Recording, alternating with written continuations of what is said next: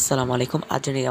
Algeria ম্যাচে Messi একটি foul করেছে এবং সেই ফাউলটা কিন্তু কোনো ফাউল বলে গণ্য হয়নি এবং সবাই বলছে এটাকে নাকি রেড কার্ড দেওয়া প্রয়োজন এবং সবাই বলছে এটিকে রেড কার্ড দেওয়া প্রয়োজন, কিন্তু না, আপনি যদি ভিনিসিয়াসেরটা দেখেন তাহলেও ঠিক সেমভাবে এটাও কিন্তু রেড কার্ড দেওয়া দরকার, কিন্তু সেটা হয়নি।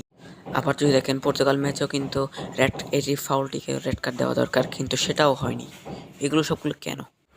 আসলে এগুলোর কিছু নিয়ম আছে। একটা নিয়ম আপনারা ধরতে পারেন, এটা হচ্ছে সিরিয়াসলি হতে হবে, ঠিক আছে? সিরিয়াসলি আপনারা এরকম আরও ছবি দিয়েছে, এগুলো দেখতে পাচ্ছেন যে এখানেও ঠিক মেসির মতো করে আর অনেকগুলো ফাউল হয়েছে, কিন্তু এগুলো তো ফাউল তো দূরের কথা, এখন একসাথে দেখুন, কিন্তু এগুলো তো ফাউল তো দূরের কথা, রেড কার্ড পর্যন্ত দেয়নি রেফারি।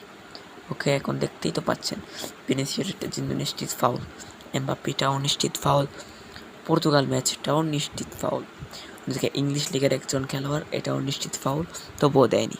ওকে, goodbye. Like, comment, share, subscribe.